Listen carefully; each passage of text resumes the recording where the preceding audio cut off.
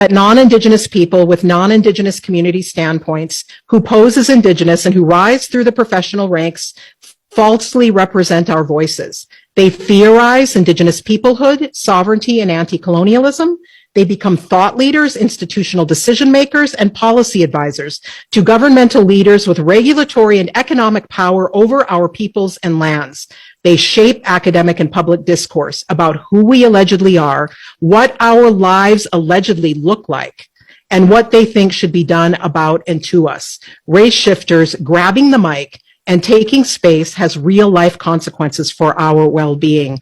They love to portray us as the eternally traumatized Indian as well, and then highlight their own trauma as part of their investment in that narrative. Second bullet point. Race shifters appropriate the real world problems of disconnection that some actual Indigenous people have experienced through colonial adoptions, forced assimilation through mandatory attendance at boarding schools, and relocation. Race shifters conflate their lack of Indigenous status with the cases of our relatives without tribal status or enrollment, but who are our known family. Third bullet point. When race shifters steal Indigenous people's stories, they may make it harder for actual Indigenous people to reconnect to their communities. Disconnected but actual Indigenous people with clear and close relations among us are trying to reconnect to Indigenous community and commonly express fear that their own efforts and legitimacy are undermined by race shifters. They worry they will be questioned or conflated with frauds. I see them too often conflate themselves with frauds. But that would have to do with their lack of connection to community and understanding how these things work.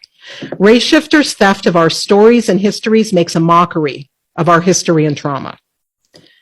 Indigenous colleagues and friends of race shifters feel deceived, embarrassed, and complicit sometimes in the fraud when they find out. They question their own judgment and ethics. Related to that, students of academic race shifters fear damage to their own reputations and careers when they have been mentored by and cite extensively in their theses and dissertations committers of identity fraud. And like the colleagues of race shifters, they suffer trauma and embarrassment from that deception. They question, again, their own judgment and ethics. It's a form of abuse, actually. If you think about the relationships between the way race shifters treat people, it reminds me of abusive family members. Race shifters rob Indigenous people of the opportunities they took advantage of: jobs, admission to competitive university programs, scholarships, and fellowships.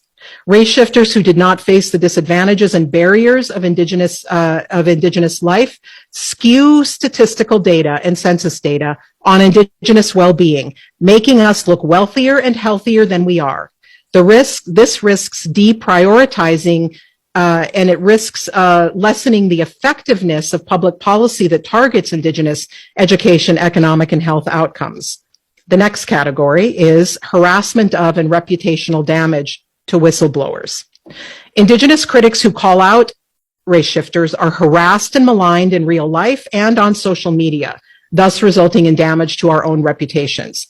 At the National Indigenous Identity Forum that happened last week, it was noted and it was noticeable in the panels and in the demographic representation of participants at this Indigenous and invitation-only meeting that Indigenous whistleblowers are often women who are at risk of career and therefore financial damage for calling out race shifters.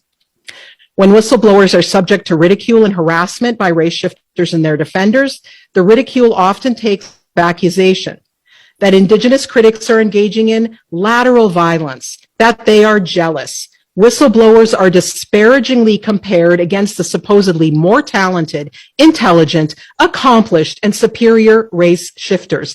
Thus, usually white race shifters and their defenders perpetuate racist civilizational discourses common in earlier centuries that also portrayed Indigenous people as less evolved and therefore less deserving of their land, resources, and autonomy than the superior whites who sought to appropriate and control.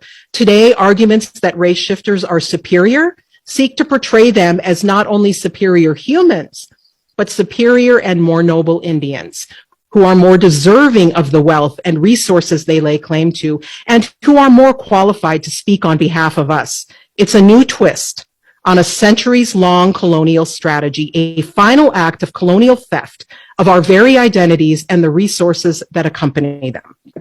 The final category of harm done is race shifting is structural racism that transfers yet more wealth to white individuals in society. First bullet point.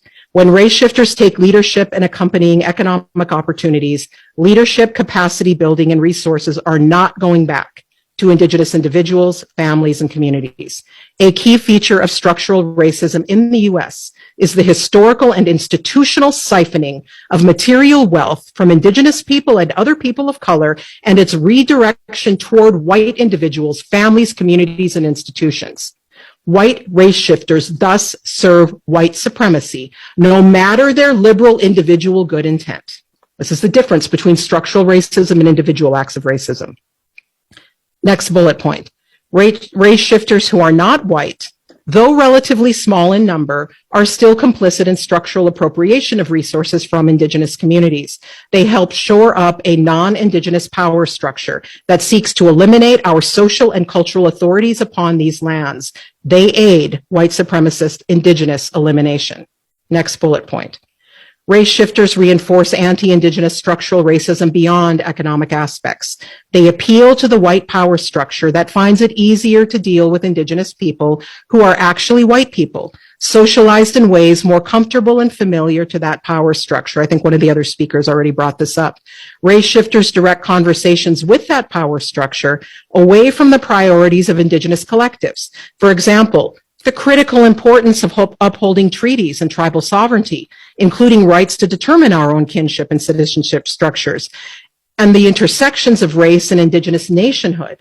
These things operate at an intersection, rather than privileging analyses that overfocus on Indigenous peoples as a racial category, which is what non-Indigenous Americans love to do. The final point.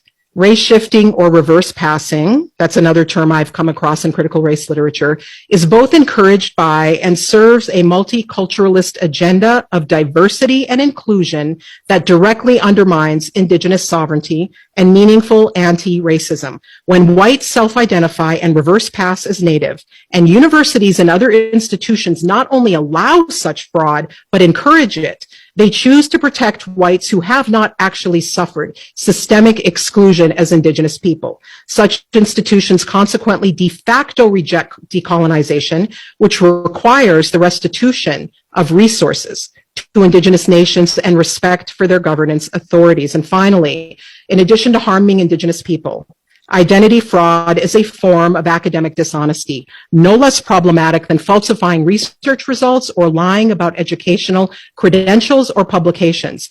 U.S. and Canadian institutions have tolerated for years individuals' flagrant misrepresentations of their identity as Indigenous. My hope is that we are now turning a corner on this issue in academia, and that universities are coming to understand that race shifting is a serious ethical breach, and systemic toleration or even encouragement of it is a form of anti-Indigenous university